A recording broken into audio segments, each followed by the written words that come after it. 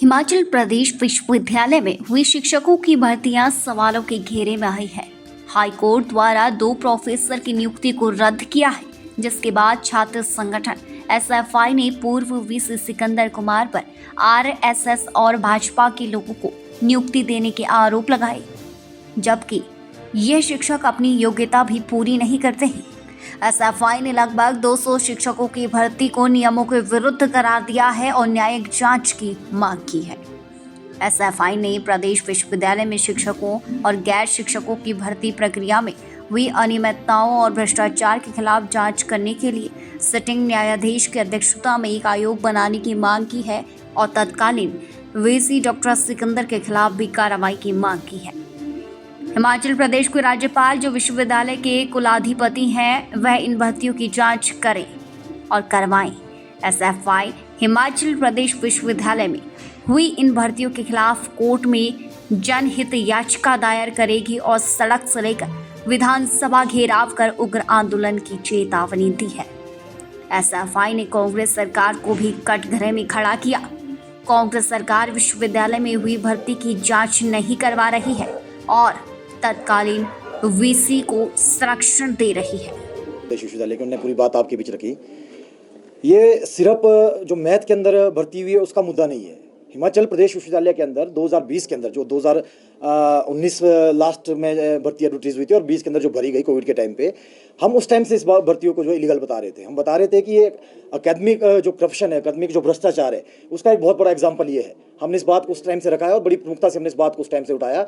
हम प्रदेश के जितने भी सरकार है, अपोजिशन है, सभी लोगों से हम उस दौरान मिले और हमने सबसे ये मांग की कि इन भर्तियों की जो न्यायिक जांच की जाए और सिटिंग जज जो हाईकोर्ट के उनकी उसमें अध्यक्षता में कमेटी बनाई जाए और इसकी जांच की जाए।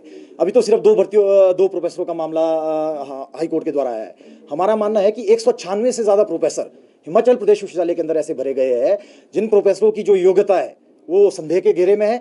योग्यता इसलिए संदेह के घेरे में है कि उन लोगों का जो एपीआई होता है, एकेडमिक परफॉर्मेंस इंडेक्स जो होता है, वो उसको फुलफिल नहीं करते थे, उसको पूरा नहीं करते थे।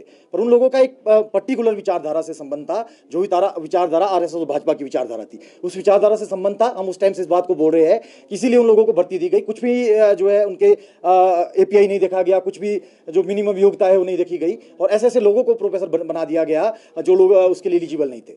और हजारों छात्र, हजारों लोग, हजारों जो कॉलेज के अंदर आज प्रोफेसर है या अलग अलग जगह प्रोफेसर है, जो यूनिवर्सिटी आने का ट्राई करते हैं, यूनिवर्सिटी आने के लिए होते हैं, उन सभी लोगों के साथ ये दुखा हुआ है। हमारा ये मानना है कि उस वक्त की जो कांग्रेस सरकार, उस वक्त की जो भाजपा सरकार थी, उन्होंने जब से सिकंदर कुमार को वाइस चांसलर विश्वविद्यालय का बनाया, वो एक एजेंडे के तहत बनाया गया। सिकंदर कुमार पहले से ही भाजपा के नेता थे और बाद में ये बात तय हो गई जब वो राज्यसभा के अंदर गए, भाजपा ने उनको राज्यसभा के अंदर भेजा। उस समय से हमारा ये मानना था कि सिकंदर कुमार की जो नियुक्ति भी अवैध थी और उसके बाद उन्होंने जो नियुक्तियां हिमाचल प्रदेश विश्वविद्यालय के अंदर की, सिर्फ इसीलिए उनको नियुक्त किया गया था कि वो पर्टिकुलर एक विचारधारा के लोगों को जो है विश्वविद्यालय के अंदर, आरएसएस और भाजपा के लोगों को विश्वविद्यालय के अंदर भर सके।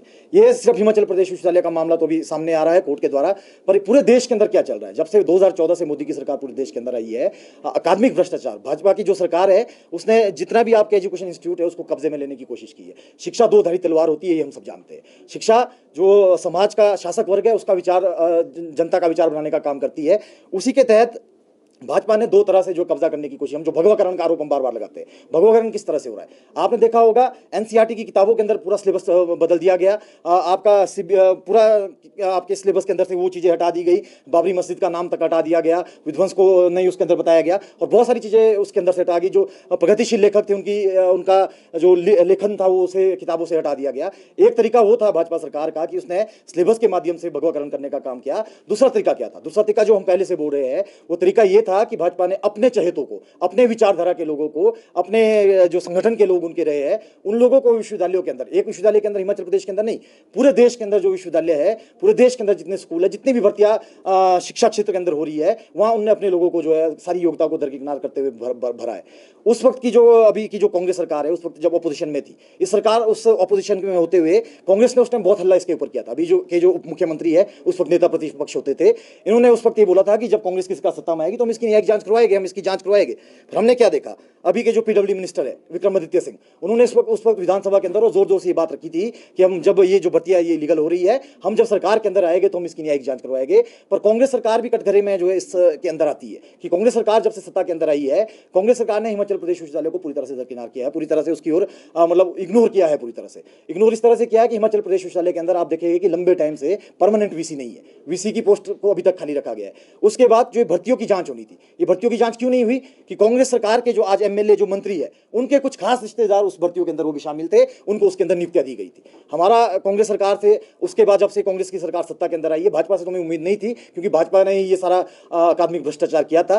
कांग्रेस सरकार जब से सत्ता के अंदर आई है, मुख्यमंत्री सुखविंदर सिंह सुक्खू जी, शिक्षा मंत्री श्री रोहित ठाकुर जी और उसके अलावा जितने भी अधिकारी से लेकर मंत्री तक है, हम सभी को बार बार रिप्रेजेंट कर चुके हैं और हम इस बात की मांग कर चुके हैं कि ये भर्तियां इलीगल है, इन भर्तियों की न्यायिक जांच की जाए। और ये भर्तियों के लिए इलीगल है, पर भर्तियों का मतलब क्या है कि हिमाचल प्रदेश विश्वविद्यालय के अंदर या किसी भी कॉलेज के अंदर या विश्वविद्यालय के अंदर जो प्रोफेसर बनता है, वो सिर्फ इसलिए नहीं है कि वो एक सरकारी कर्मचारी है या एक सरकारी अधिकारी है। वो उसका काम है कि वो आने वाली जनरेशन को तैयार करता है, वो रिसर्च का काम करता है, वो समाज के लिए ऐसी रिसर्च करता है जो आने वाले अंदर समाज की नीतियों के अंदर जिसका यूज किया जाता है। पर अभी हिमाचल प्रदेश विश्वविद्यालय के अंदर क्या हो रहा है, रिसर्च का स्तर लगातार गिरता जा रहा है। रिसर्च का स्तर गिरना तय था क्योंकि जो लोग खुद इलीगल तरीके से, जिनकी रिसर्च खुद की अच्छी नहीं थी और इलीगल तरीके से हिमाचल प्रदेश विश्वविद्यालय के अंदर भर्ती हुए थे, आज वो क्या रिसर्च करवाएंगे, उनका काम आज की डेट में क्या रह गया है? उनका काम रह गया है कि भाजपा और आरएसएस की जो नीतियां है, भाजपा सरकार का जो प्रोपोगेंडा है, उस प्रोपोगेंडा को किस तरह से आगे लिया जाए। आप देखेंगे हिमाचल प्रदेश